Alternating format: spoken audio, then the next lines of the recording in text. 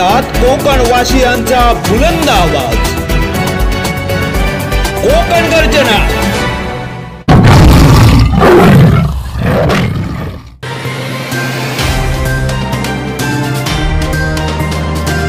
रोहामध्ये मटका आणि ऑनलाईन चक्री जुगाराचा धुमाकूळ, अनेकांच्या संसाराची राखरांगोळी होण्याच्या मार्गावर। बेकायदा गावठी दारूचे धंदे राजरोसपणे सुरू, पोलीस निरीक्षक देवीदास मुपडे यांना लाखोंचा हप्ता।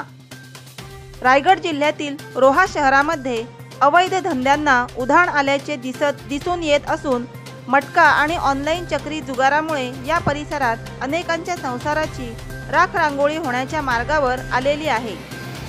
तसेच गावठी दारूचे धंदे सांगडे, रोडखुर्द, बारसोली, निवी ठाकूरवाडी आणि अन्य ठिकाणी राजरोसपणे सुरू असल्याची धक्कादायक माहिती उघडकीस आलेली आहे। पोलिसांनी हप्ता घेऊन या अवैध धंद्यांना अभय दिल्याचे स्पष्ट होत चालले आहे। आचारसंहितेच्या कालावधीत पण या अवैध धंद्यांच्या ठिकाणी जुगाराची गर्दी होत असल्यामुळे येथील प्रभारी पोलीस अधिकारी देवीदास मुपडे यांचा बेजबाबदारपणा चव्हाट्यावर आलेला आहे। येथील अवैध धंद्यांना रोहा पोलिसांनी हप्ता घेऊन संरक्षण दिल्याने येथील अवैध धंदा राजरोसपणे सुरू असल्याचे दिसून येत आहे।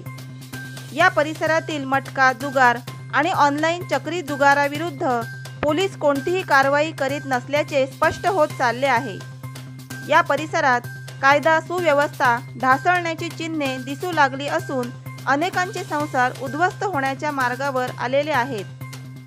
तरुण आणि वयोवृद्ध माणसे येथे मोठ्या प्रमाणात मटका आणि चक्री जुगार खेळण्यासाठी येत असून या अवैध धंद्यांच्या आहारी जाणाऱ्यांची संख्या दिवसेंदिवस वाढतच चालली आहे। या बेकायदा मटका आणि चक्री जुगारामुळे महिला वर्गातून देखील पोलिसांबद्दल नाराजीचा सूर उमटू लागला आहे।